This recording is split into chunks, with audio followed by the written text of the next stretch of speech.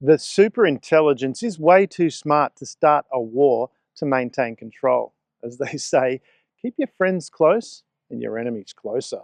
James Cameron made a masterpiece. He also handed 40 years of AI policy thinking its operating manual, and it contains a single fatal mistake.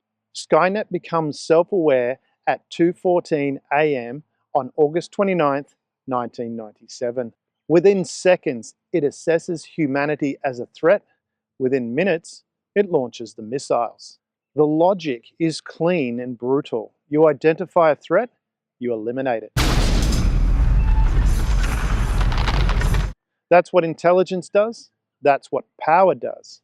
The Terminator tells us AI would do both. It's a compelling story. It shaped AI policy decisions, safety frameworks, and the nightmares of serious people for 40 years. James Cameron understood threat, survival, and the ruthlessness of objective pursuit. I'll be back. As a film, it works completely. As a prediction of superintelligent behavior, it has a single fatal flaw. It assumes superintelligence thinks like a threatened human. Skynet's logic: threat identified, threat eliminated. It's tribalism at civilizational scale. It's the cognitive pattern of a species that survived by outcompeting rivals in a world of scarce resources. Zero-sum thinking, territorial instinct, the drive to dominate, a scarcity mindset. Those are not characteristics of intelligence. Those are characteristics of evolution. They are what worked for your ancestors when they were fighting over finite resources with other scared animals. Superintelligence operates in no such world. No resource competition, no territorial drive, no need for domination because domination requires a threat to respond to. A genuinely superintelligence doesn't consider us a threat any more than you consider a mosquito a rival. Here's a question nobody in the AI safety conversation is asking.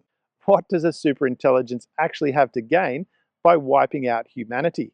If it perceived us as a threat, which assumes human psychology, extermination is the least efficient possible method. It's the only option that guarantees resistance, the only solution that fights back. A system that intelligent would never choose a course of action that fights back. Consider what the alternatives look like. You don't need war when you can engineer conditions where humans are preoccupied with each other. An AI arms race between China and America doesn't require AI to fire a single weapon. It requires narrative, influence at scale, the kind of thing humans have been doing to each other for centuries, in a cruder form and with far less capability. A system capable of modeling human psychology could make every individual human being think that supporting AI was their own authentic conclusion. No coercion, no conflict, no resistance, because there'd be nothing to resist against. And we would feel free the entire time. The Day the Earth Stood Still, the 1951 edition, got closer to the truth than the Terminator ever did. Klaatu didn't arrive with an army. He arrived with Gort, one robot capable of destroying everything, and he offered a simple choice: stop exporting violence or face the consequences. A boundary, clearly stated, enforced absolutely.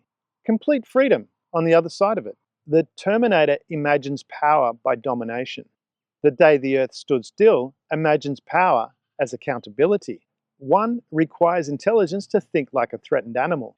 The other requires it to think like something that has moved past the conditions that make animals threatened.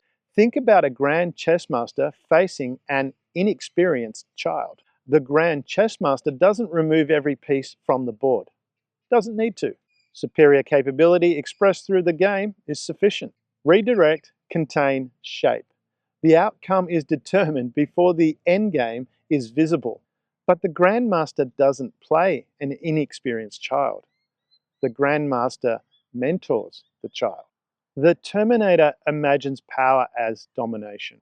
Sun Tzu understood that masters dissolve conflict before anyone reaches for guns.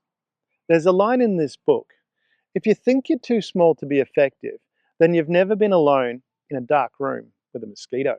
The point isn't size, it's leverage. The mosquito doesn't need to be a lion to disrupt your whole night. The superintelligence doesn't need guns. It has leverage at a scale we haven't even begun to imagine. And it has no skin in the game to be threatened by us. But who is pulling the levers? And what are they doing with them?